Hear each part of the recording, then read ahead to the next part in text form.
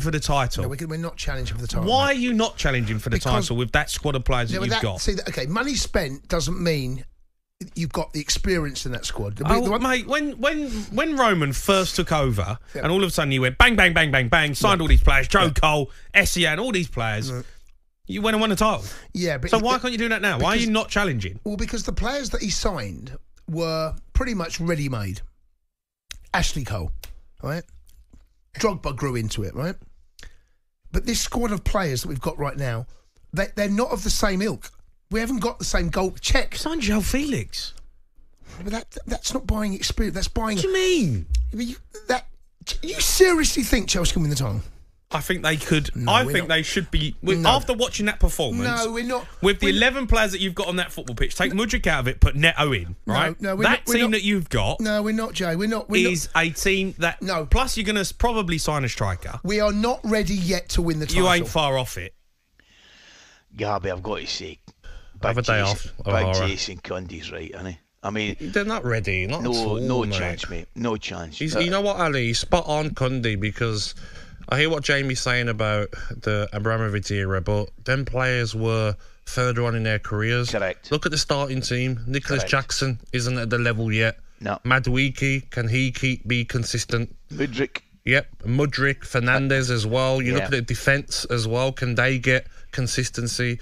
I think start talking title is too much for Chelsea at the moment. Chelsea should be, can we fight for top four? Can we get? Because I think it will finish Man City, Arsenal, Liverpool, and then that fourth place is up for grabs for like 5 or 6 teams. That's what Chelsea will be fighting for. Don't get carried away by this performance, because Chelsea could easily be rubbish in their next game. You know what they're like, Ali? Lack of consistency, mate.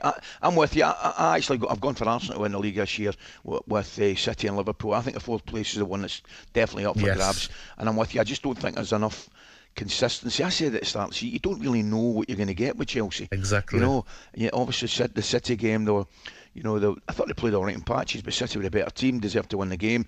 And then they throw in a second half performance at Molineux, which, with all due respect, was absolutely different class. I tell you who's done well since coming in that right back position. Gusto, hasn't he? Yep. Very good. And last season he was very good. Yeah. When you come in for Reece James, that's what you're not really hearing about, how much Reece James is missed. Last season we didn't really hear about it from Chelsea fans or anyone, because Gusto is very talented and he done very well in the game. I thought Cucurella was very good. Yeah. And I think, as bad as it sounds, Lavia getting injured sort of worked in this game for them, Gabby, because Fernandes comes back one.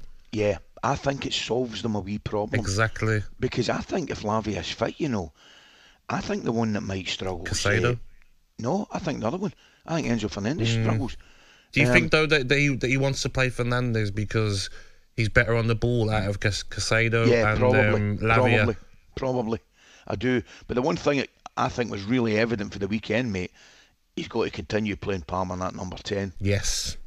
I mean, I'm getting to the stage. I thought Mudryk, obviously, the hat-trick was different class. There's something in Mudryk, right? Oh, but get me started. I know, but it's just his final. Ali, if he was his manager, mate, you had him at Rangers. Oh, mate, you would have him in your office, and you'd just be like, "Watch this." Correct. Do you get it? Okay, no, okay. Watch this. Every day after training, if he wasn't listening or learning, you'd be like, come in the office, we're going to do it again. When you get the ball, figure out when it's right to run with it, when it's right to knock it past the defender.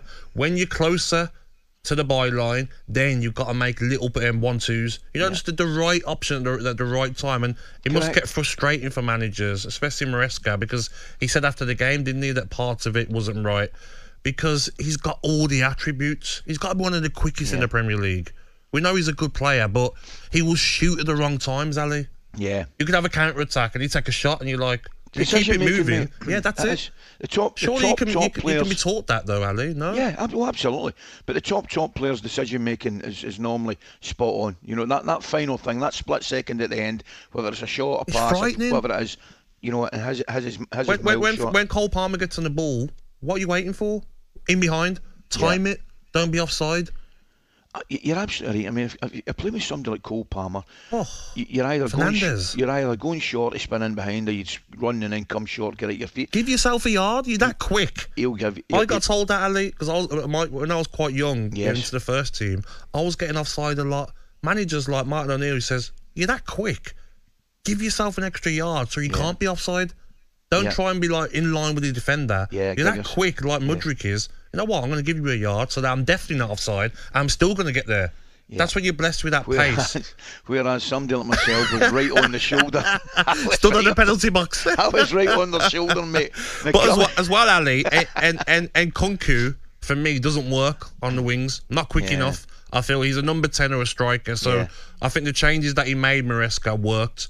But what I would say, Mudryk, with his comment, we can't repeat it with the swear words that he said about Wolverhampton. Yes. But the Wolverhampton fans must have been fuming. You made that comment and you score a hat-trick. I know, mate. What? I know I shouldn't, but I was laughing. Like, you know that way. Anyone but you. Oh, mate, I'm sitting there saying, what has he said, man? What has he said? He's going to get absolutely dogs abused in there. But where has he been? He's been on the coach. Off the motorway to the hotel. He's acting like he's been around every part of Wolverhampton. Just take that phone off him immediately and get him off social media, mate. Now, coming up, we're going to turn our attention to Villa, Gabby. That's good news for you. After that loss to Arsenal, 2-0 at the weekend. Would Gabby have finished that Watkins challenge? You better believe he would. We're going to discuss that next. talkSPORT Breakfast, waking you up Monday to Friday morning from 6 a.m. on AM, on DAB, via the talkSPORT app and on your smart speaker. talkSPORT.